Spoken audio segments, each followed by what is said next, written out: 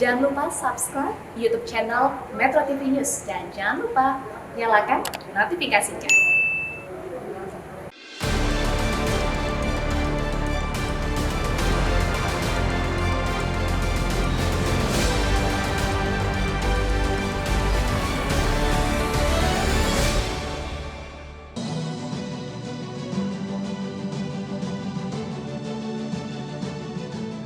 Selamat malam para pemirsa, ketemu lagi di Hot Room dengan saya, Hotman Paris. Heboh lagi, Wakil Ketua KPK diduga menerima gratifikasi. Tapi kali ini gratifikasinya sangat spektakuler. Wakil Ketua KPK yang adalah seorang ibu, yaitu Lili Pintauli, diduga menerima gratifikasi fasilitas menonton MotoGP Mandalika, termasuk fasilitas akomodasi. Apakah terlalu naif gratifikasi ini dianggap diberikan tanpa imbalan? Bagaimana dengan sikap Dewan Pengawas KPK? Apakah kali ini Lili Pintauli akan bebas atau justru akan dihukum berat? Inilah Hot Room, Lili Pintauli berulah lagi. Muka tembok tidak tahu malu. Cap ini pantas disematkan bagi aparat penegak hukum yang merasa tidak berdosa, bahkan bangga melakukan pelanggaran kode etik. Bukan kali ini saja sosok nomor 2 KPK ini melakukan pelanggaran kode etik. Rekam jejak pelanggarannya bahkan masih diingat masyarakat. Tapi mengapa Lili Pintauli Siregar masih duduk manis di lembaga yang konon memberantas korupsi ini? Padahal jelas-jelas sikap dan perilakunya berlawanan dengan marwah tempat ia bekerja. Ada apa dengan Dewan Pengawas yang tidak bisa mengawasi pegawainya? Mengapa Dewan Pengawas tidak menindak tegas pegawainya yang melakukan pelanggaran? Kalau aparat penegak hukumnya saja tidak bisa dipercaya, apa lembaga anti korupsi ini masih diperlukan?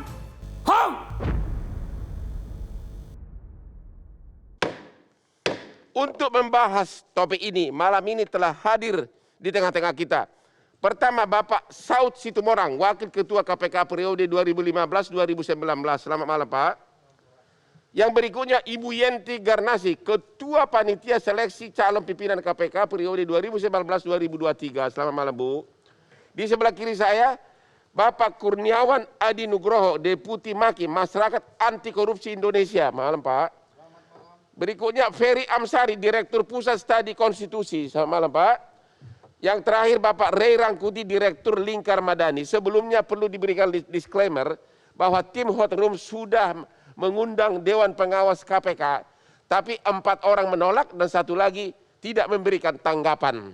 Selanjutnya kita akan melihat grafis berikut ini mengenai pelanggaran kode etik yang melibatkan Lili Pintauli.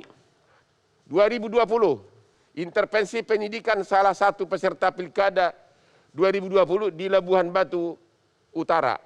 Dianulir oleh Dewan Pengawas KPK. Bebas dia.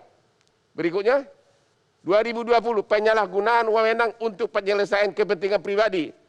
Sanksi potongan gaji pokok 40% selama 1 tahun. Sanksi yang sangat ringan. Berikutnya, 2020 juga komunikasi dengan tersangka kasus suap Tanjung Balai. Tidak ada sanksi. 2021 penyebaran berita bohong dalam konferensi pers. Juga tidak ada sanksi. 2022 penerimaan gratifikasi MotoGP Mandalika dan akomodasi hotel masih dalam proses penyidikan. Saya akan bertanya langsung kepada Maki, ya, Bapak Kurniawan. Yang ini, penerimaan gratifikasi ini, bisa jelaskan apa hasil investigasi saudara? Apa saja yang diberikan? Dan kok bisa seorang ibu malah sukanya nonton balap motor? Coba jelaskan. Sebenarnya kalau persoalan Mandalika, ini ada 2 persoalan. Ya. Pertama soal komunikasi antara Ibu Lili dengan pihak yang menjadi pasiennya KPK, Pertamina dalam hal ini. Pihak yang menjadi pasiennya KPK. Aha. Pasien dalam kasus apa? Penjualan LNG. Sebelumnya ditangani oleh Kejaksaan Agung, Oke. tapi sekitar bulan Maret kemudian diambil alih oleh KPK. Saya nggak tahu apakah itu bentuknya diambil alih. Penjualan atau LNG oleh Pertamina. Anak perusahaan Anak perusahaan Pertamina. Itu waktu itu dari pihak Kejaksaan sudah masuk penyelidikan dan mau dinaikkan ke penyidikan, tapi sekitar bulan Maret akhir lah atau pertengahan itu kemudian KPK yang ambil. Di tahun ini? Ya, tahun Oke, ini. terus? Nah, itu pertama. Ya. Jadi ada komunikasi dengan pihak yang menjadi pasien. Ya, Itu kan nggak boleh di KPK. ya. Kemudian yang Komunikasi dengan siapa? siapanya kita masih belum tahu, tetapi setidaknya Pertamina sebagai institusi Ya, ini kan pasti akan diperiksa. Ya. Apakah nanti hanya tersangkanya hanya Ya. salah satu orang atau kejahatan korporasi itu soal lain. ya. Kemudian yang kedua adalah gratifikasi. Gratifikasi bukan etik. Gratifikasi itu tidak pidana. Gratifikasinya adalah bentuk akomodasi dan fasilitas termasuk juga tiket macam-macam itu Ya. untuk menonton MotoGP. Ada, bisa dibuat grafisnya fasilitas apa aja yang diduga diterima oleh Ibu Lili Pintauli. Wow, mantap ini. Wah, Yang jadi persoalan sebenarnya bukan hanya ke Bu Lili ini sih. Ya. Apakah bentuk gratifikasi itu hanya kepada Bu Lili atau juga kepada yang lain? ya. Gitu loh. Terus yang Kalau misalkan ke Bu Lili apa motifnya kan gitu-gitu. Ya. Kalau soal besaran segala macam detailnya itu nanti kewenangan dari pihak KPK lah untuk mengungkapkan detailnya berapa. ini Tapi memang besarannya sekitar itu. junior suite poolside akomodasi, ya. Ini untuk menginap ya, Ya. gitu. Kalau informasinya Mas kan lebih dari itu Bang. Totalnya itu lebih dari itu informasi yang kita terima. Begitu. Tapi biarkan itu nanti pihak Dewan Pengawas untuk mendetailkan Jadi itu ini termasuk juga sudah resmi dilaporkan di KPK atau gimana? Sudah dilaporkan ke Dewan Pengawas untuk etiknya. Untuk etiknya. Untuk etiknya. Kalau untuk aspek pidananya, Nah, nanti biarkan nanti pihak internal di KPK nanti seharusnya karena ini kan pidana biasa ya, bukan delik aduan. Sehingga jadi penyelidikan atas pidananya Anda belum dapat dimulai. Belum ada informasi. Oke, soal Pak Saud Situmorang, apa yang Anda tahu tentang dugaan gratifikasi ini? Apa yang Anda tahu? Pak Kemal. Orangnya saja yang lemah. Karena ketika sudah dipilih oleh panitia seleksi, Anda mau tenggelam atau berenang itu terserah Anda. Ya, Nah, ini sekarang dia tenggelam. ya, Ya kalau tenggelam nggak bisa berenang kan? ya, Nggak paham peraturan kan? Ketika kemudian di KPK itu ada disebutnya nilai, yang disebutnya sebagai integritas, ini jauh sekali dari integritas. artinya nilainya dia gitu. Ya, kalau kita bicara integritas kan itu kalau dijabarkan dengan peraturan Dewas yang baru dari Pradewas 01 sampai 03 itu, katakanlah itu Undang-Undang 2019 yang masih saya kadang-kadang masih belum bisa nerima gitu ya. Ya. Tapi kalaupun itu dijalankan sebenarnya ya sudah nggak ada keraguan bahwa dia ini memang pidana, sejak awal dia pidana kan. Kan udah jelas tidak boleh ketemu langsung tidak langsung dengan ada kaitannya dengan perkara yang sedang ditangani Ya, oleh oke, KPK. kalau ketemu langsung kan tidak ada bukti gratifikasi. Ya. Tapi kalau ini data seperti tadi, kalau itu benar, menurut Anda itu sudah harus dimulai penyidikan. Ya sebaiknya ya karena memang itu udah pidana ya. Ya. Akan tetapi kalau kita kembali ke Perdewas 01 sampai 03 yang sudah dibuat oleh mereka, kayaknya ini juga masuk angin, bakal masuk angin. Karena di situ dikatakan sanksi berat itu bisa dilakukan kalau kerugian negara. Ya, Nah ini nanti bisa ditanya lagi nih, diaudit lagi kerugian negaranya gimana, seperti apa. waktu Bapak sebagai duduk di KPK, tawaran apa aja yang pernah Bapak terima? Kalau sejauh ini saya nggak pernah tawaran, cuman saya sangat hati-hati kalau yang namanya berkunjung di publik. Pernah suatu ketika ada lomba lagu Ya, di Bandung, saya sebagai yang senang main musik minta menilai peserta itu. ya, Saya diinapkan di sebuah hotel. ya, Di tengah jalan anak saya memang senang lagu, pas saya pingin dong ngeliat itu sama mamanya datang. ya. Dia tidak menginap satu kamar dengan saya. Ya. Istri saya nginap di lantai lain sama anak saya nginap di lantai Oke. lain. Sampai begitu detail kita hati-hatinya. Kalau terkait kasus, artinya bukan Bapak yang inisiatif. Ada enggak inisiatif apa dari para pencari keadilan atau yang calon-calon tersangka. Pernah ditawarin apa? Kalau sejauh ini nggak pernah, mungkin lihat gue aja udah takut ya gitu ya, nggak bisa di ini. Kan artinya mungkin kan mereka kan memberi itu karena lihat peluang. Oh, kirain Orang kan melihat pintu masuk. Oh, ibu ini bisa dibeli nih, kan begitu. kirain ditawarin Lamborghini. Oke, kita istirahat dulu, kan kembali sebentar lagi.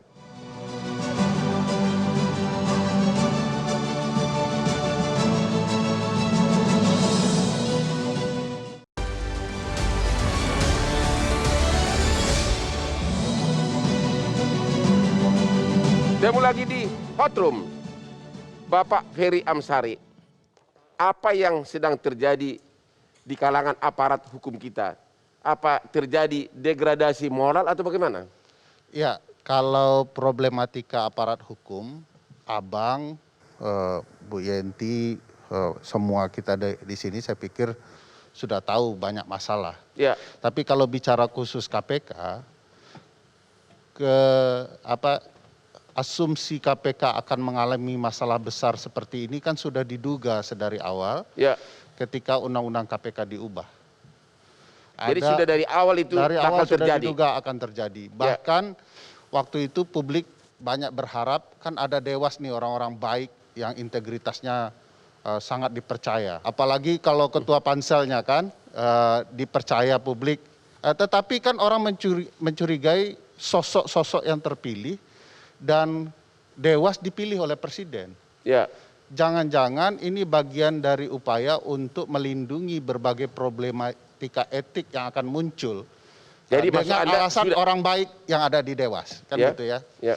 Nah, faktanya begitu terjadi pelanggaran etik terhadap Ketua KPK Pak Ya. Firly Bahuri, ada kesan orang melihat kok rendah sekali sanksinya. Ya, Lalu diikuti oleh Bu Lili Pintauli juga rendah sanksinya. ya, Abang harus tahu 40% itu kan bagian dari sanksi berat yang kalau dinilai dengan rupiah cuma 1,8 juta. ya, Itu Pak Saud bisa sumbangan itu untuk kasih setiap bulan untuk agar aman lah untuk 1,8. Apalagi Bang Hotman, ya. itu kecil sekali. Kalau saya menilai 5 figur ini dihormati lah secara Ya, figur. ya. Tetapi kan orang bisa melihat korelasi kedekatan dengan misalnya dengan presiden. Ya. Sehingga tidak terlalu tegas. Nah, Ya. mungkin juga terbawa suasana kebatinan mantan pimpinan KPK begitu ya. Sehingga mungkin hendak melindungi KPK-nya atau Ya. banyak alasan lain. Tapi orang melihat ada garis yang bisa menjadi dugaan bahwa pimpinan KPK dan Dewas itu saling mendukung dalam banyak hal. Nah, makanya kita bisa lihat dari berbagai pelanggaran etik yang diterima, yang dilakukan oleh Bu Lili Pintauli, cuma satu baru diberikan sanksi. Ya. Harusnya kalau menurut Pak Saud itu bisa dua ya. Ya. Satu dipotong gaji 40%, itu bagian berat Bang. Ya. Dan kemudian mengajukan diri untuk mengundurkan diri. Ini yang tidak Itu dilakukan. pertanyaannya. Nah. Bagaimana sebenarnya etika pejabat kita sekarang ini kalau sudah terkuak ya skandal seperti ini? Kok nggak ada budaya untuk mundur? Memang sedari awal politisi kita dan aparat penegak hukum itu lebih cenderung tidak tahu malu dibanding menjunjung nilai etik. Ya. Kalau di berbagai negara maju, jangankan ada dugaan atau bukti ya telah terjadi pelanggaran etik, mendekati itu saja mereka sudah mundur. Ya. Saya ingat kasus Gubernur Virginia, anak istrinya menerima parfum Ya. dari perusahaan yang katakanlah berkaitan dengan kebijakannya, dia mundur. Ya. Cuma nerima parfum. Saya kalau ingat kisah-kisah Nabi ada terima parfum mundur begitu ya. Ya. Kembalikan begitu. Nah, ini pejabat Indonesia memang ada kebanalan dalam cara menantang asumsi publik. Sampai hari ini belum sampai ada rekod orang mengundurkan diri begitu terlibat skandal ya? Padahal secara peraturan perundang-undang pasal 29 Undang-Undang KPK yang baru disebutkan bahwa pimpinan KPK itu tidak boleh melakukan perbuatan tercela. Tercela itu apa saja yang dianggap cela oleh masyarakat itu harusnya menjadi patokan. Saya yakin tidak ada masyarakat Indonesia yang tidak merasa nerima tiket MotoGP ya untuk menonton Marquez jatuh saja begitu ya. Lalu hotel dan segala macam itu tidak perbuatan bisa dikatakan itu sudah pasti perbuatan tercela. dan Oke. mestinya mundur. Belum lagi soal syarat pimpinan, Ya. soal dia harus berintegritas tinggi, jujur. Nah ini sudah terbukti tidak jujur, tidak bermoralitas, masih dipertahankan. Terima kasih. Pak Ray Rangkuti. Ya Bang, Sebelumnya sepak terjang dari Ibu Lini cukup bagus, cukup bersih lah. Ya. Ada sebelumnya di LPSK, di LBH, tapi beberapa pelanggarannya itu kok terkait di ranah politik. Apakah menurut Anda penunjukan Lili Pintauli ini ada kaitannya sebagai titipan politik? ya kita tidak tahu. Nanti mungkin Bu Yenti yang bisa menjawab Ya. apakah orang-orang ini bagian dari skenario politik tertentu Menurut masuk ke Anda dalam. gimana? Ada unsur politiknya nggak? Saya lebih tertarik sebetulnya melihat kinerja dari Dewasnya, Bang. Ya, Pertama begini, kan kalau kita lihat tadi permulaan dari apa namanya itu ya, pembukaan acara ini, Ya. di mana di situ disebutkan 3 kali Ibu Lili sudah menghadapi Dewas gitu ya. ya, 2 diantaranya tidak dapat sanksi, tapi cuma 1 sanksi gitu. Dan sekarang kejadian lagi, ya, dan kejadian yang sekarang jauh kelihatan lebih berat Ya. gitu ya. Artinya apa gitu? Artinya Dewas itu pun sebetulnya nggak mampu melindungi dan menjauhkan ya komisioner KPK dari kemungkinan tindakan tercela itu tadi gitu. Anda mengatakan Dewas KPK itu tidak mampu. Mestinya kan setelah dipanggil 1 kali, Ya, ya kan apalagi sudah diberi sanksi berat meskipun Ya. beratnya itu cuma 40% itu tadi gitu. ya, Itu sudah membuat orang takut untuk benar. melakukan hal yang Karena sama. apalagi sudah dipublikasikan. Betul. Ya. Ini alih-alih takut, malah terjadi lagi kasus yang jauh lebih berat lagi dari apa Jadi yang mereka menurut lakukan Anda Dewan sebelumnya. Pengawas juga harus mundur atau Itu bagaimana? yang saya sebutkan sejak dari awal, Bang. Dewan Pengawas ini pada akhirnya kemudian hanya akan memoderasi tindakan-tindakan pelanggaran etik yang dilakukan oleh anggota komisioner. Ya. Dan itu kejadian. Ya, Bukan hanya menurut saya menyangkut terhadap Ibu Lili, kan sebelumnya tadi disebutkan oleh Bung Peri misalnya kepada Ketua KPK yang sekarang pun kan pernah juga dipanggil oleh Dewas ya. Akhirnya seperti kita ketahui tidak ada sanksi. jadi Anda berpendapat Dewas sekarang, Dewan Pengawas itu tidak punya gigi, tidak punya tarik atau gimana? Dewan Pengawas itu ujungnya kemudian hanya akan memoderasi. Jadi bukan hanya sekedar soal nggak ada taring. Ya, Kalau mereka cuma diam saja kan artinya nggak ada taring. ya, Itu mereka proses. Cuma kemudian di dalam proses itu yang terjadi Anda bebas, Ya. Anda nggak sanksi. Artinya apa? Artinya memoderasi apa yang telah dilakukan atau pelanggaran-pelanggaran etik yang telah dilakukan oleh anggota-anggota komisioner sebelumnya sehingga kemudian tidak memiliki efek jera dan yang lebih parah dari itu kemudian ya mungkin komisioner ini menganggap yang begituan itu nggak salah, yang begini ini nggak salah. Faktanya kita udah lolos kok dari Dewan Pengawas. Itu yang saya sebut tadi. ya. Pada akhirnya kemudian Dewan Pengawas itu hanya akan memoderasi kemungkinan berbagai pelanggaran yang dilakukan etik ya, lakukan oleh komisioner gitu. Terima kasih. Ibu Yenti, bagaimana pendapat Anda kok bisa seorang ibu, ini sebagai perempuan nih, seorang ibu, itu Ibu Lili ini kok yang diduga gratifikasinya itu adalah untuk nonton balap mobil gitu loh. Balap motor GP Mandalika. Iya, saya tidak tahu kalau yang itu ya, karena saya tidak ikut. Ya. Gimana sebagai seorang perempuan gimana? Saya belum- Dan juga ahli hukum. Kalau sebagai seorang perempuan kemudian senang MotoGP juga banyak yang datang kan. Ya, Tapi dalam hal ini adalah, saya pikir ya, kalau dia sedang menjadi pimpinan KPK, itu harus lebih hati-hati ngapain ikut-ikut nonton juga, apalagi kemudian diketahui bahwa kemungkinan ya Pak ya, dicurigai ada gratifikasi. Terlalu beresiko, artinya apa? Sebagai pimpinan KPK itu luar biasa, pansel kami dulu 8 bulan ya Bapak-Bapak, terutama ini adik saya ini, bully saya terus dia waktu itu. ya kita udah setengah mati gitu kan. Jadi dia kan harusnya paham betul etika, paham betul menjaga marwah KPK. Dan menahan dirilah, nggak usah ikut-ikut seperti itu. pertanyaannya, kalau gratifikasi yang termasuk murah, Ya, seperti ini aja berani terbuka, iya, terang-terangan. iya. Menurut analisa Ibu berarti yang gratifikasi yang besar-besar, kemungkinan besar ada? Ya kalau saya akademik ya, pada waktu yang bersangkutan saja terlibat menghubungi kasus yang di Tanjung Balai. Ya, Itu saja menurut saya bukan hanya etika. Harusnya yang bersangkutan kan juga dihadirkan, ya kan? Ketika komisioner KPK juga dimintai keterangan, saya kira ya sudah tidak pantas lagi. ya, Apalagi kalau ini gratifikasi, apakah kalau gratifikasi kita harus berkutat di Dewan Pengawas saja. Saya pikir sesuai dengan Maki saya objektif saja. Dan tapi Abang jangan menyalahkan saya ya. Kita memilih sekian itu tahapannya udah luar biasa ya. Gitu ya. Kita mana tahu bahwa belakangan ini Abang di sini seperti ini baik, di belakang Abang nggak baik sama saya juga kan nggak tahu ya kan. Nah, jadi saya merasa bahwa ya sudah waktunya lah. Harusnya Dewas ini harus lebih tegas lagi atau hukum jalan hukumnya. Hukumnya, bukan etikanya, pelanggaran hukumnya. Gratifikasi itu bukan hanya tindak pidana, itu korupsi. Oke, bagaimana Lili Pintauli bisa lolos dari seleksi? Nantikan jawabannya setelah headline berikut ini.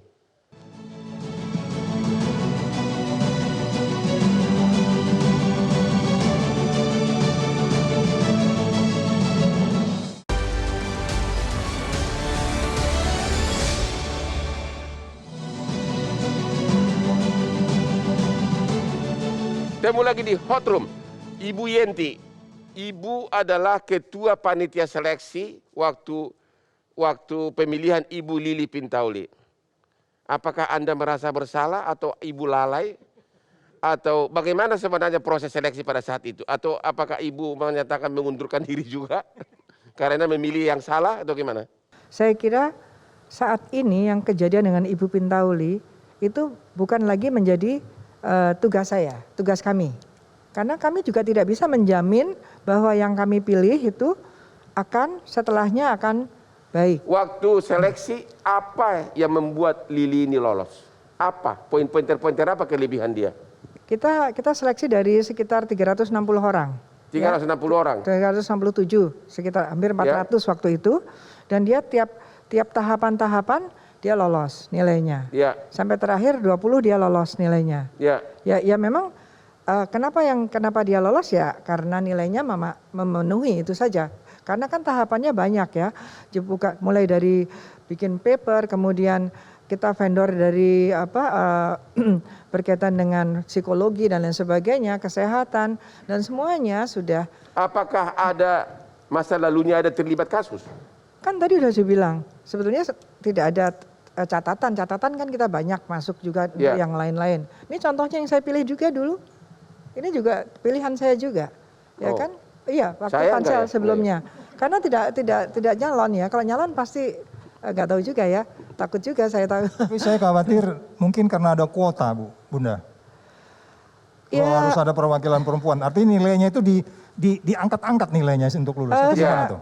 Tidak ada kuota. Walaupun saya sendiri sebagai perempuan, walaupun di bagian HTN ya, DPR ada kuota kan. Saya dalam posisi sebetulnya saya tidak setuju ada kuota-kuota. Kalau perempuan itu memang mampu ya masuk, kalau nggak mampu ya sudah. Kenapa tadi Pak Saud mengatakan sebenarnya Ibu Lili itu tidak pantas, tidak memenuhi syarat? Gimana Pak Saud? Mungkin punya. Tadi kan Pak Saud bilang begitu. Ya, karena memang itu akan terlihat, tes psikotes itu nggak bisa dibohongin sebenarnya. Ya waktu itu emang Anda tahu tes psikotesnya hasilnya apa? Oh itu bisa kita lihat orang di belakang tuh di psikotes itu kelihatan kok. Ya, yang kau lihat apa? Ya perilaku yang sekarang itu tidak muncul di psikotes. Jadi? Itu tidak akan muncul. Dia banyak alat tes, bisa tanya orang psikologi, banyak sekali alat tes untuk menentukan orang berpotensi untuk bohong itu bisa dilihat di dalam psikotes. Ya. Jadi tim psikotesnya tidak muncul waktu itu. Kalau muncul pasti kita cut. Karena dari 367 tinggal 20 orang. Itu pasti. Dan saya beberapa kali jadi pansel. Itu pasti. Jadi nampaknya juga saya pernah bertanya.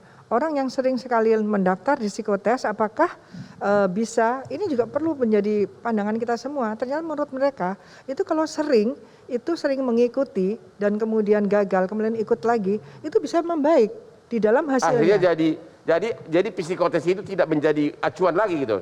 Tidak sepenuhnya menjadi acuan. Ya, tidak sepenuhnya karena ada tes-tes lain, kemudian wawancara, kemudian rekam jejak dan sebagainya. Dan kemudian kita harus tahu bahwa orang yang memang sudah disumpah loh itu ya, sudah disumpah. Kemudian ada kewenangan, kemudian muncul arogansi, kemudian muncul greedy-nya. Itu bisa jadi orang menurut yang tadi. Analisa Ibu, kan kebetulan juga ahli hukum. Pribadi seperti apa Ibu Lili ini yang sudah berulang kali terbuka tapi tetap kejadian lagi? Ya kali ini ya berarti dia kemungkinannya ya dia merasa ya kan begini, ini ada satu hal juga. Begitu jadi pimpinan KPK, dari siapapun latar belakangnya dia menjadi naik level ya, karena dia bisa, apalagi ketua KPK bersanding dengan presiden dan sebagainya, itu juga harus difikirkan. Itu mungkin hal-hal, saya bukan psikolog ya, tapi hal-hal itu mungkin menjadikan dia berani mengambil risiko. Nah ini saya pikir sangat, menurut saya, bukan saya bela diri, tapi harusnya begitu sudah selesai, kami memberikan 10 loh Bang. Yang milih 5 itu DPR, mana DPR-nya nih? DPR bukan saya. Kalaupun dinilainya nggak bagus. Ya tapi kan calonnya dari ibu kan, dari ya tapi kan 10. Ya. 10 kan bisa ambil aja 5, ya kan?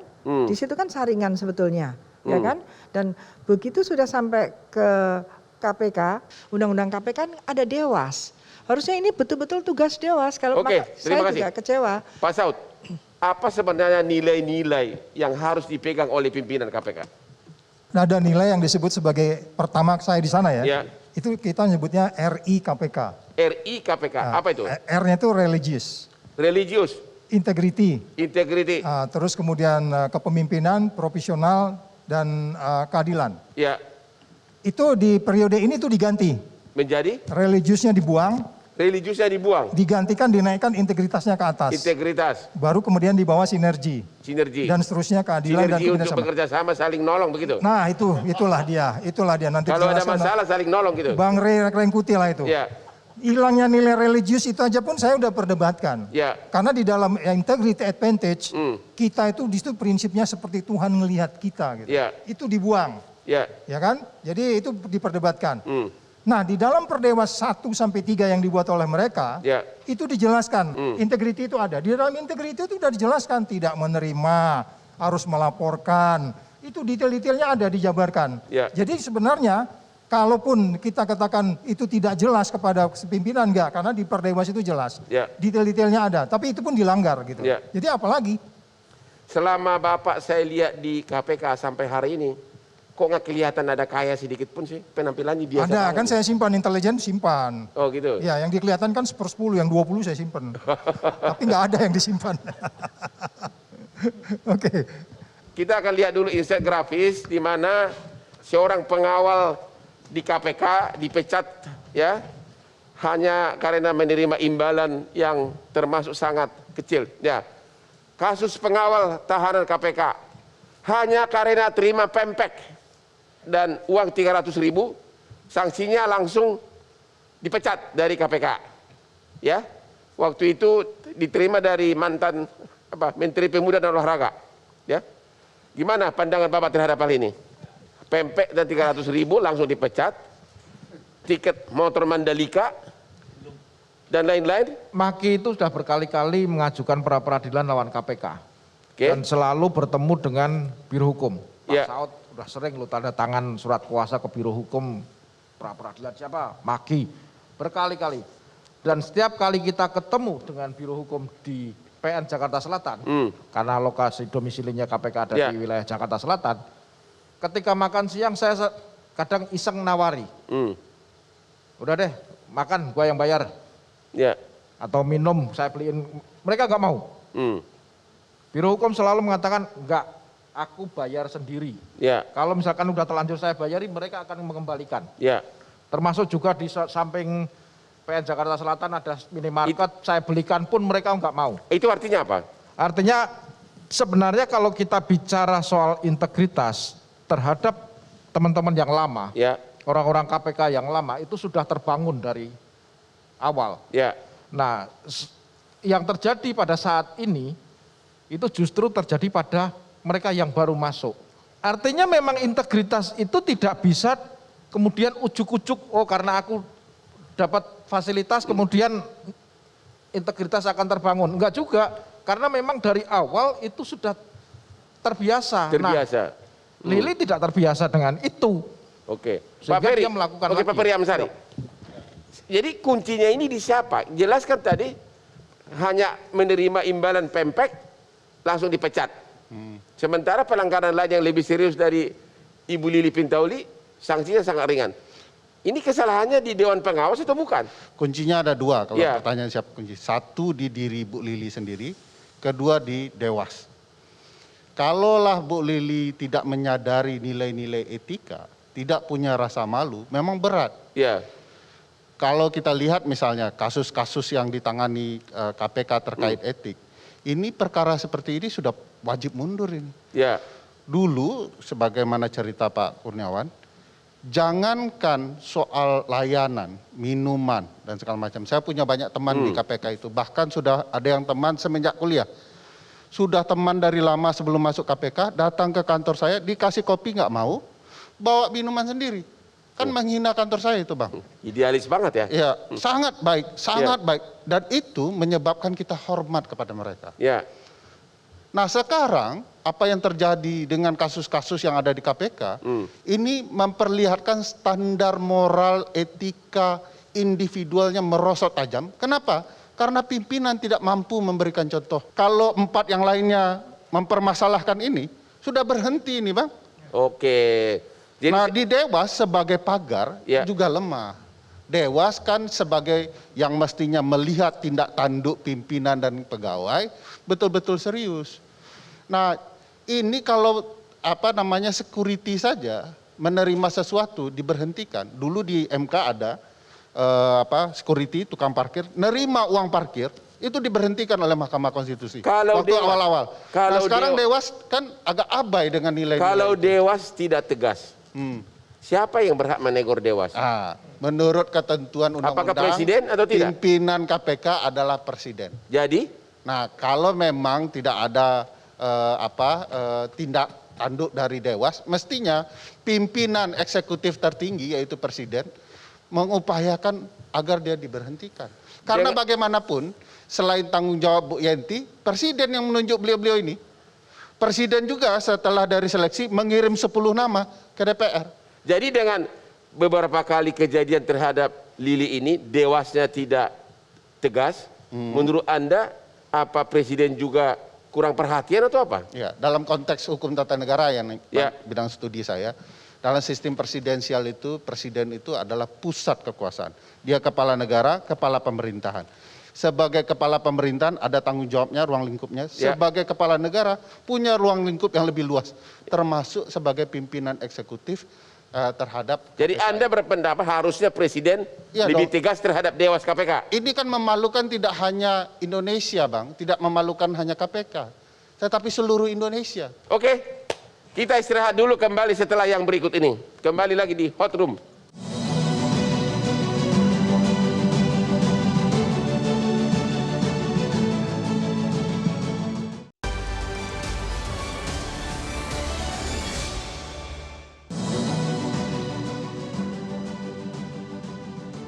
Temu lagi di Hot Room. Pak Ferry Amsari katanya sampai Kemenlu Amerika Serikat sudah memberikan komentar atas perilaku dari Lili Pintauli ini. Bisa Anda jelaskan? Ya, di laporan atau report dari Kemenlu itu kan soal unsur-unsur demokrasi lah terkait di Indonesia. Dan salah satu isinya adalah soal bagaimana tindak tanduk dari Bu Lili Pintauli yang mengatur berbagai perkara dan kemudian juga menerima gratifikasi. Dan bagi saya kalau digabungkan dengan konteks Dewas dan etika, Bang Hotman, ada di peraturan Dewas pasal 10 mengatakan 3 jenis sanksi. Ringan, sedang, berat. Kapan dia disebut ringan? Kalau dia berdampak kepada kedeputian atau kesekjenan. Kapan disebut sedang? Kalau dia berdampak kepada KPK. Kapan dia disebut berat? Kalau berdampak kepada negara. Nah ini dampaknya luar biasa, mempermalukan Indonesia di depan publik. Bagi saya kalau Dewas tidak mengerti juga apa yang sedang terjadi dan tidak memberikan sanksi berat, memang dugaan bahwa Dewas sebagai alat, tadi bahasanya memoderatkan hukuman, saya menyebutkan memang lembaga ini diperuntukkan untuk menjadi tameng dari pelanggaran etik pimpinan KPK. Wow, kejam kali kau. Pak Kurniawan, gimana Pak Kurniawan? Mengenai itu tadi, sampai Kemenlu Amerika Serikat sudah memberikan komentar atas perilaku Lili Pintauli. Apa komentar Anda? Ya, saya sepakat dengan apa yang disampaikan oleh Pak Ferry. Jadi ini namanya sudah tidak hanya sekedar negara, tapi ini kalau bicara soal eksekutif itu kita bicara soal presiden. Ini sudah mempermalukan kinerja presiden. Jadi kalau menurut saya Ya apapun ceritanya sudah tidak ada alasan untuk mempertahankan Lili. Ya, Baik secara etik maupun pidana. ya, Dan ini juga menjadi proses pembelajaran juga bahwa, karena kan gini, KPK ini kan dibentuk awalnya sebagai trigger mekanisme. ya, Karena orang tidak percaya dengan polisi dan kejaksaan, maka kemudian dibentuk KPK. Ya. Kemudian dia diberi fasilitas segala macam, kekebalan macam-macam. Nah kalau sekarang kemudian dia berulah, justru akan merusak sistem yang sudah dibangun. ya, Maka harus ada tindakan yang lebih tegas jika pimpinan KPK melakukan kesalahan. Kalau tadi di infografis dinyatakan ada bahkan sopir menerima empek-empek langsung dipecat, maka ketika pimpinan yang melakukan, maka tindakannya pun harus lebih berat daripada sekedar sopir terima Ya. empek-empek. Apalagi ini bicara soal perbuatan yang dilakukan kaitannya dengan pekerjaan. Pak Gitu Rey, loh. laporan dari Kemenlu Amerika ini, apakah ada manuver politik di belakangnya? Saya kira pandangan itu sejauh yang kita lihat masih objektif. Objektif Kemenlunya Amerika? Iya, laporan itu. Karena menyinggung bukan hanya berkenaan dengan itu saja, tapi soal penegakan hukum, ya soal penegakan HAM di Indonesia, ya proses demokratisasi, termasuk di dalamnya adalah soal pemberantasan korupsi. Jadi murni penilaian saya berdasarkan kira data? itu masih lumayan objektif. Ya tentu versi pemerintah ya akan mengatakan ya mungkin sebaliknya gitu. Ya. Tapi saya mau lihat ini Bang. Jadi misalnya tadi saya mengatakan bahwa keberadaan Dewas ini adalah bagian dari strategi memoderasi pelanggaran-pelanggaran. Tapi harus diingat juga Bisa Bang. dipakai bahasa yang lebih Moderasi itu moderasi itu apa? Ringankan itu apa? Tidak, mestinya berat diturunkan. Ya. Mestinya harus dilanjutkan ke sana, kita cukupkan sampai di sini gitu. Oh begitu. Misalnya begini, jangan-jangan kasusnya Ibu Lili ini karena udah berulang kali dilakukan, boleh jadi mungkin ya saya nggak tahu apakah ini juga diketahui oleh komisioner yang lain atau tidak. Misalnya, apakah tidak ada mekanisme saling menasihati di lingkungan komisioner? Kan mestinya kan begitu Ibu Lili tidak masuk kantor, kan ditanya, kemana beliau? Oh ternyata ada di Mandalika gitu. Kan mestinya pimpinan komisioner akan tanya, pakai apa? Dengan cara apa? Bagaimana? Izin ke siapa? Benar. Kan semestinya begitu. Berarti Anda menduga pimpinan KPK yang lain tahu ini semua mestinya tapi didiamkan. tahu dong, kan izin mestinya, ya kan? Mesti dengan izin kemana? Boleh nggak komisioner KPK menonton yang nggak ada hubungannya dengan tugas KPK kok keluar kota? Mungkin di jam kerja dan seterusnya itu. Apa yang saya mau katakan Bang Hotman? Standar nilai dan etik di komisioner yang sekarang juga turun. Itu persoalan berat. Jadi ini bukan hanya persoalan Ibu Lili toh. Jadi model-model yang kayak begini misalnya dianggap oleh komisioner yang KPK ini masalah biasa saja gitu loh. Etika biasa saja gitu. Itu termasuk misalnya ya ketika presiden mengatakan jangan pakai hasil TWK, dipakai juga. Ketika ombudsman misalnya mengatakan ada persoalan dalam apa namanya itu ya kebijakan TWK itu nggak diindahkan. Apa artinya? Artinya adalah ada standar moral dan standar etik yang makin menurun yang berada di lingkaran komisioner KPK dan itu dibiarkan oleh Dewan Pengawas. Termasuk dulu misalnya kita ribut ya, kok ada meskipun kita setuju tindakannya gitu, yaitu kasus Harun Masiku.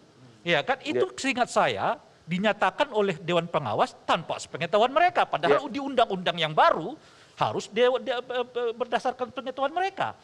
Tapi dibiarkan oleh KPK. Tindakan itu kita setujui. Tapi kalau terkait dengan undang-undang yang sudah direvisi yang tadi Bang Saud sudah mengatakan kita semua nggak setuju itu gitu ya. Ternyata nggak dilaksanakan juga. Kalau nggak dilaksanakan artinya harus ada panggilan dari Dewas. Dan Dewas nggak melakukannya. Apa artinya gitu? Artinya ada standar moral yang diturunkan, dibiarkan oleh Dewan Pengawas, dan ini semua dalam ruang lingkup hasil dari revisi undang-undang KPK yang Jadi kemarin. menurut Anda Dewas ini sebenarnya tidak pantas, seharusnya juga mundur. Saya kira kita menolaknya kan, kita udah mengatakan kita menolak undang-undang yang baru. Jauh mungkin lebih efektif seperti yang kita lakukan dulu, sifatnya ad hoc. Kita lihat dulu grafis berikut ini bagaimana kepercayaan publik terhadap KPK. Puas, kok ini puas 43,%? Ya. Tidak puas 48. Tidak tahu 8,1.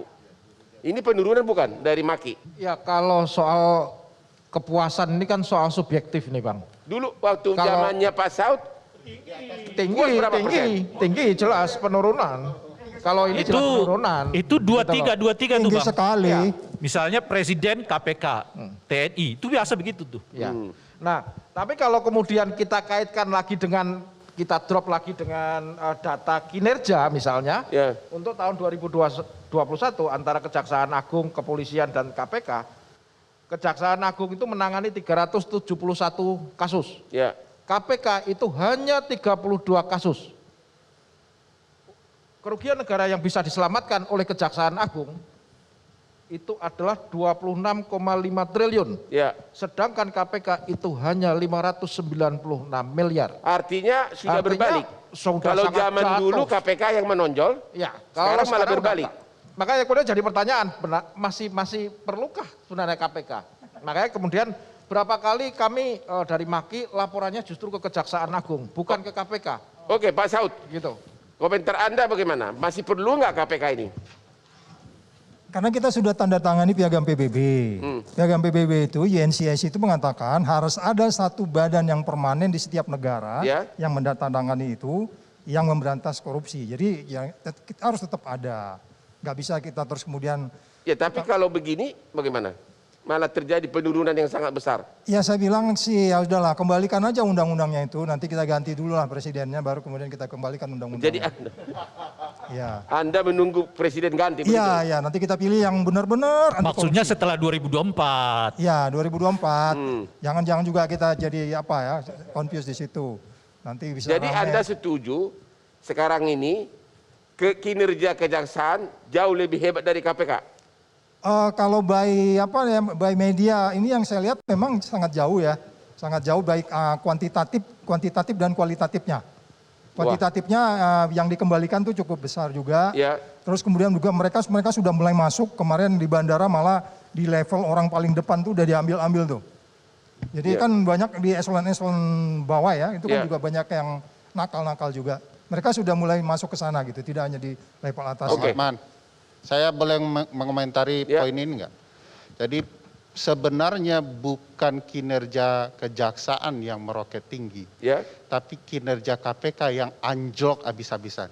Data tadi menunjukkan ini periode pimpinan pertama yang angka ketidakpuasannya lebih tinggi dari angka puasnya. Dulu angka puas terhadap KPK itu 70% ke atas, Bang. Ya. Tidak pernah sampai ke 43%. Ya. Jadi sebenarnya yang membuat publik tidak percaya itu ya kinerja pimpinan KPK. Karena pegawainya sama, pegawai yang dulu juga itu. Oke, kita istirahat dulu, kembali lagi sesudah berikut ini.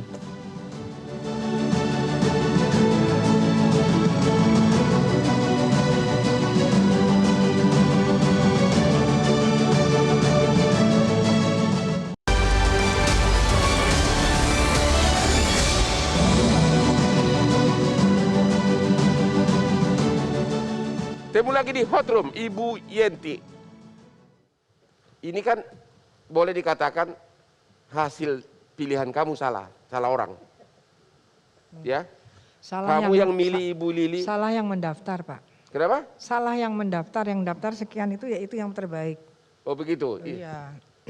Jadi itu yang terbaik ya. Ya itu 20 itu yang terbaik waktu itu. Oke. Berikutnya apa yang setelah melihat kegagalanmu ini kegagalanmu ini memilih orang yang salah. Apa yang harus dilakukan kalau Anda terpilih lagi sebagai ketua seleksi KPK?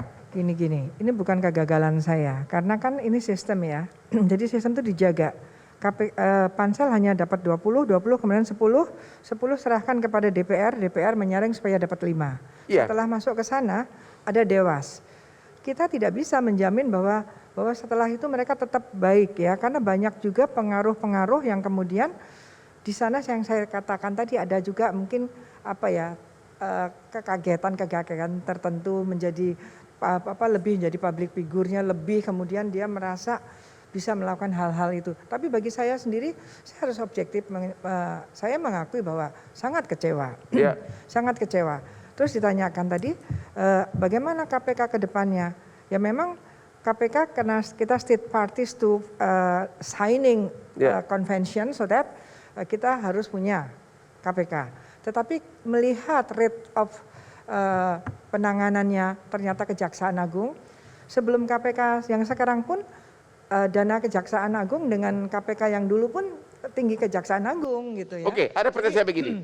Kenapa dalam pemilihan aparat hukum seperti ini selalu faktor kekayaan sering dipakai sebagai ukuran? Kalau kaya langsung dianggap tidak cocok. Padahal biasanya orang yang kaya itu bisa-bisa imannya lebih kuat. Contoh kalau saya dituduh sebagai aparat, saya tidak akan tergoda dengan Mandalika lagi.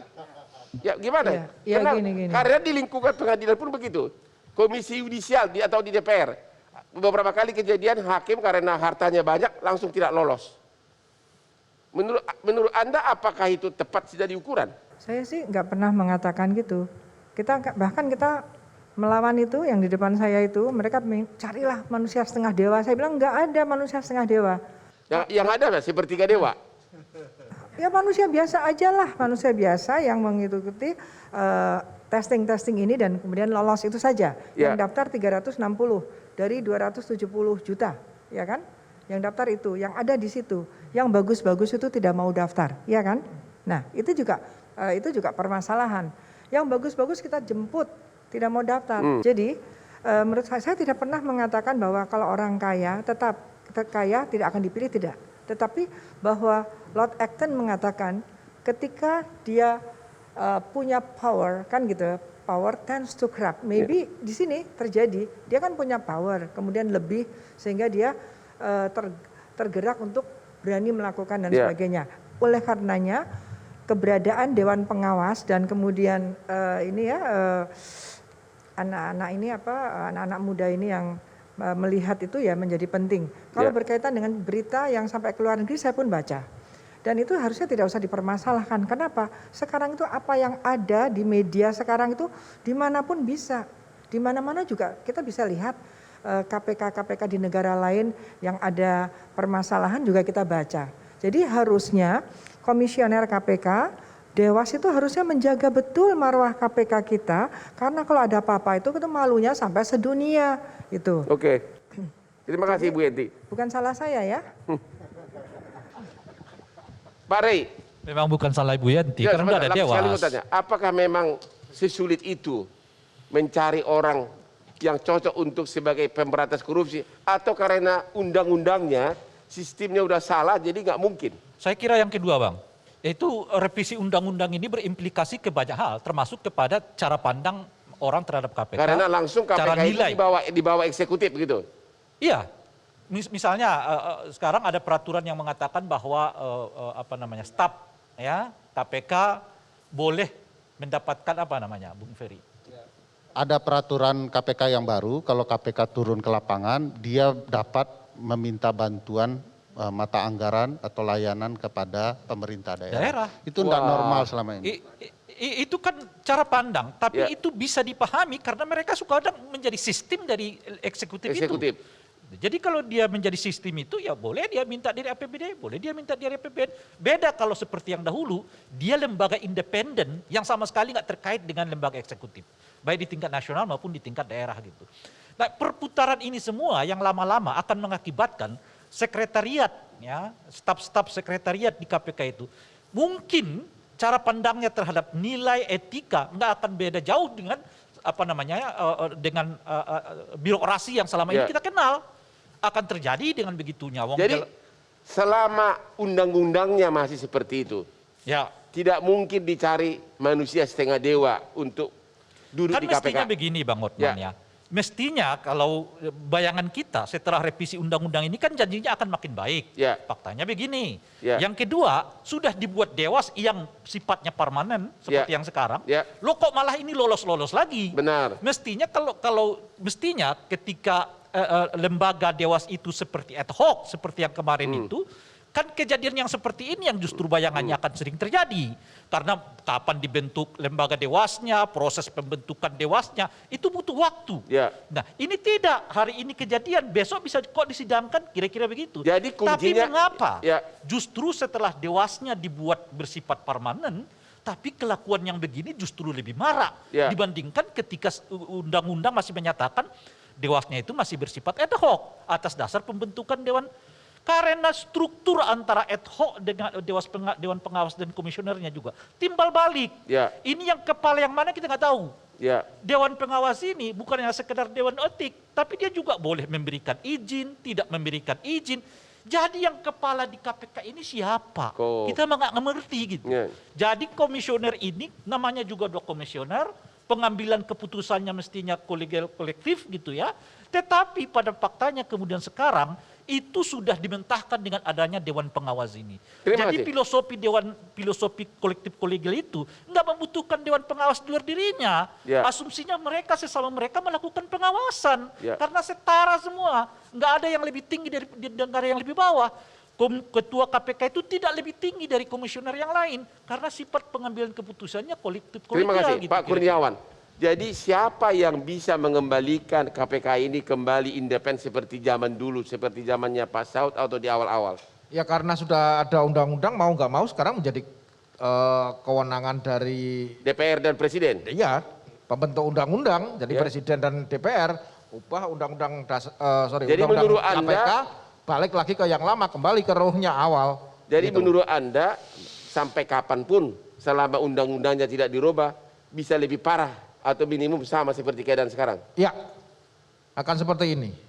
Dan apa ini menurut Anda Pak Jokowi tidak perhatikan? Problemnya adalah Pak Jokowi kan pejabat politik, Ya. tidak semata-mata kepala pemerintahan. Artinya? Ada hitung-hitungan politik yang harus dia perhatikan, begitu. Jadi ya mau nggak mau memang seperti tadi Pak Saud bilang, presidennya ganti dulu, Ya. kemudian undang-undangnya ganti, Ya, kembali ke roh awal, tujuan awal itu apa? ya, Termasuk orang-orang di dalamnya seperti apa? Belajar dari pengalaman yang sudah-sudah. Ya. Karena apa tadi yang regulasi di tingkat internasional itu kan sifatnya mandatori. Ya. Harus ada lembaga yang khusus Ya. menangani KPK. jadi menangani lembaga ini korupsi. tetap diperlukan, tapi harus drastis dicabut undang-undangnya, itu intinya. Ya. Diganti dengan seperti yang Perbaiki. dulu. Ya, Oke. hanya itu kuncinya. Pak Dan Saud, itu, dan itu terjadi 2024. Kalau yang sekarang sudah nggak mungkin. Ya. Nunggu 2024. Makanya mungkin harus didorong Bang Hotman. Isu 2024 itu salah satunya adalah menanyakan calon-calon presiden apakah mereka siap kembali untuk mengembalikan undang-undang KPK setidaknya seperti yang dahulu atau dibuat jauh lebih baik dari yang dahulu tapi tidak ya seperti yang sekarang gitu. Oke, Pak Saud, untuk yang terakhir, KPK ini masih diperlukan nggak? Atau separah apa KPK ini sekarang? Separah apa? Kalau skala 1 sampai 10, kalau nilai sampai 10 kita anggap CPIB Singapura itu 8 atau 9 gitu ya, kita ini nilainya 2. Berapa? 2. Kamu tuh mengada-ada nih. Iya, enggak ini benar. KPK sekarang nilainya 2. 2, sebenarnya 2. Itu kan tadi sudah biasa kita lihat. Mungkin Ibu Yanti bisa bilang 8,5 karena beliau yang milih gitu. Tapi saya pikir juga berapa Bu? Ibu kasih berapa nilai? Nanti mulai tanya gitu. Jadi maksud saya, kalau memang kita masih berpikiran bahwa ini undang-undangnya masih seperti ini, sisa masa waktu kepala negaranya sekarang sekian tahun itu, kalau dia mau seperti yang dilakukan Lee Kuan Yew, Ya. dia pegang pedang itu sendiri, CPIB Singapura itu enggak ini kok di bawah pemerintah langsung. Banyak juga badan-badan negara lain antara badan anti korupsinya di Jadi kepresiden menurut langsung. Anda tetap ini kuncinya di Pak Jokowi? Yes, dia megang pedang pemberantasan itu. Gua potong semua loh kalau bandel-bandel. Selesai nih Republik. Dan menurut Anda ini kegagalan KPK seolah-olah juga kegagalan Jokowi? Oh ya itu sudah pasti dong. Kan kemarin kita minta perpu kan, dia nggak mau tanda tangan perpu. Pak ini kan kita minta perpu waktu itu, dia nggak mau tanda tangan perpu. Begitu. Ya kan akhirnya undang-undang itu keluar. Kalau DPR gimana? Tetap Saya katakan bahwa mereka part of the problem. Mereka bagian dari masalah itu pasti. Pasiennya kan banyak dari dan sana. orang yang jadi problem tidak mungkin mengatasi masalah, begitu? Ada tapi noisy gitu, berisik dan orang nggak percaya. Ini kan public trust persoalan. Memberantas Ya. korupsi ini kaitannya public trust juga. Ya. Jadi nggak bisa Anda mengatakan bahwa apa yang terjadi di Republik ini kan soal kepercayaan. Ya. Big data yang ribut-ribut kemarin itu kan katakanlah ada big data itu 110 juta, tapi orang nggak percaya gitu. Oke. Kita istirahat dulu, akan kembali setelah yang berikut ini. Big data itu lain.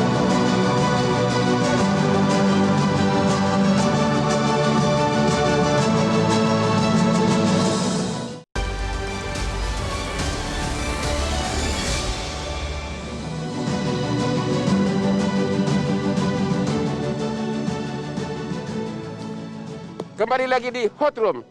Segmen terakhir ini adalah kesimpulan bagi para setiap narasumber untuk memberikan kesimpulan. Tolong dijawab kurang dari 1 menit. Siapa yang salah sebenarnya? Dan bagaimana cara berperbaiki? Silakan, Pak. Saya katakan kita salah semua. Kenapa kita masih memberi? Korupsi itu tidak ada penerima kalau tidak ada pemberi. Demikian seterusnya. Jadi salah kita semua.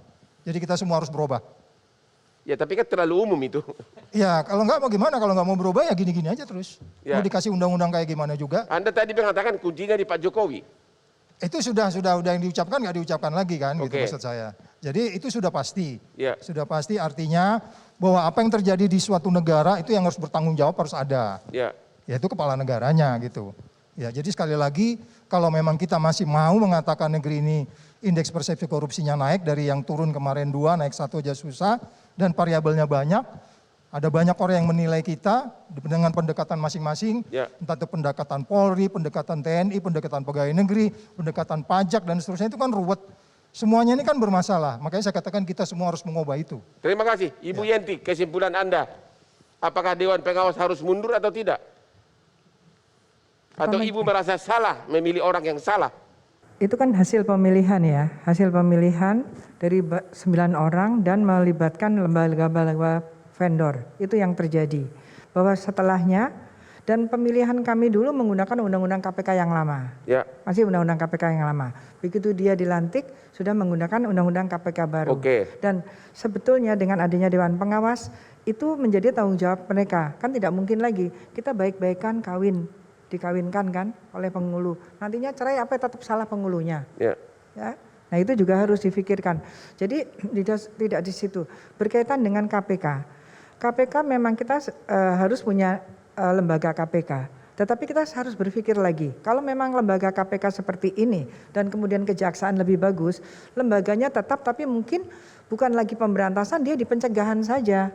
Kita harus begitu, mau kita tidak mau. Ada beberapa negara, Hong Kong pun bukan seperti Hong Kong yang pertama kali karena sudah bagus. Kalau sekarang kejaksaan jauh lebih bagus dan saya paling kecewa dengan sekarang ini. Kenapa ya lembaga pengawasnya juga tidak mau mengatakan bahwa kenapa tiap ada korupsi tidak mau ada TPPU-nya. Itu yang membuat rendah sekali. Terima kasih. Pak Kurniawan.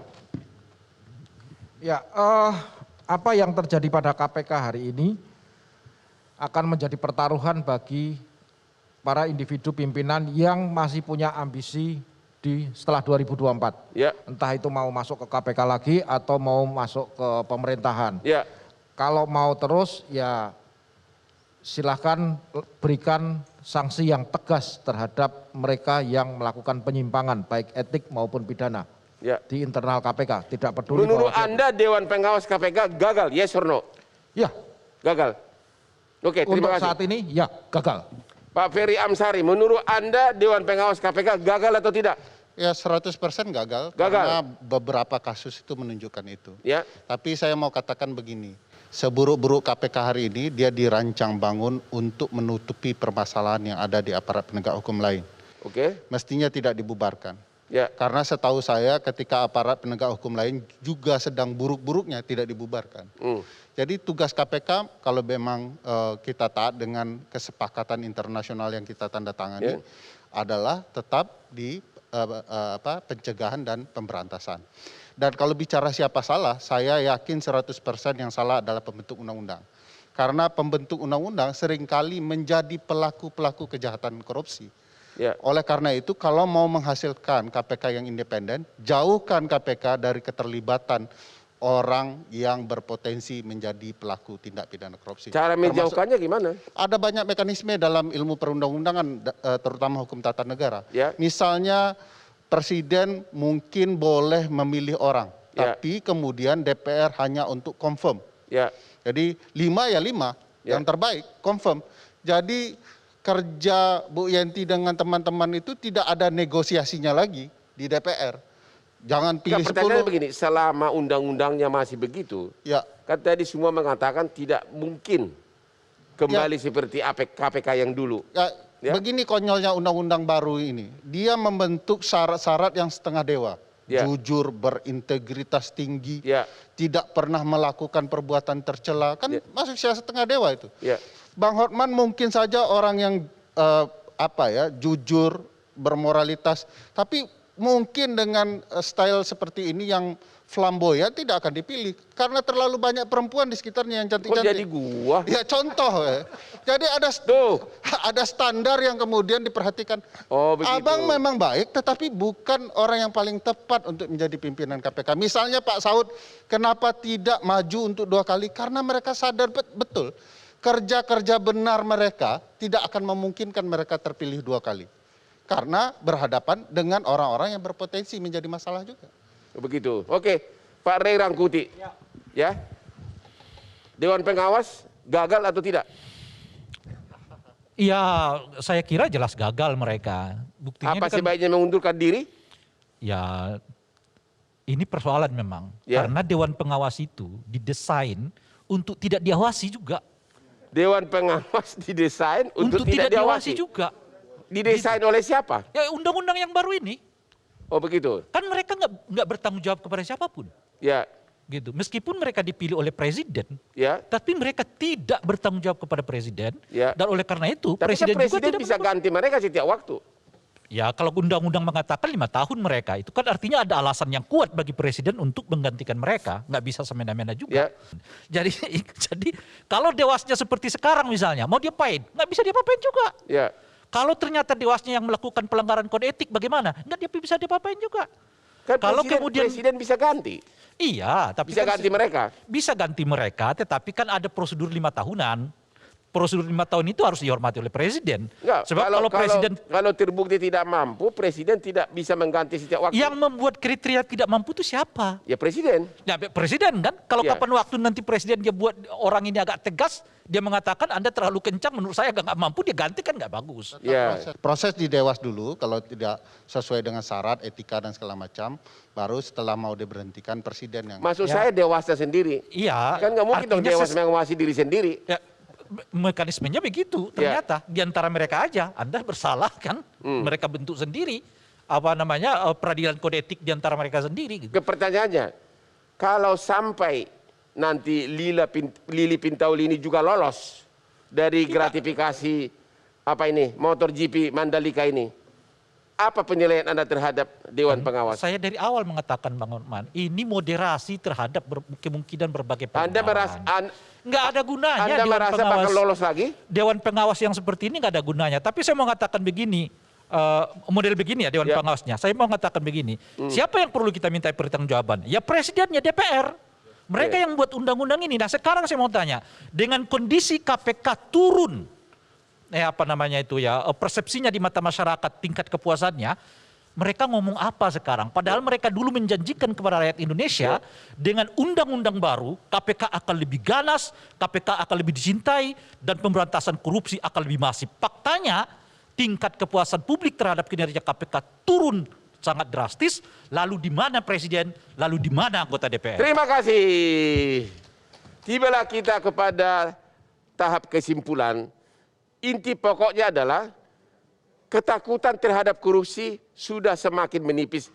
Bahkan terang-terangan nonton pertandingan MotoGP Mandalika. Demikianlah akhir dari diskusi malam ini. Jangan lupa menonton Hot Room setiap jam 21.30 hanya di Metro TV yang hot-hot. Selamat malam. Yuk kita ke depan, Pak.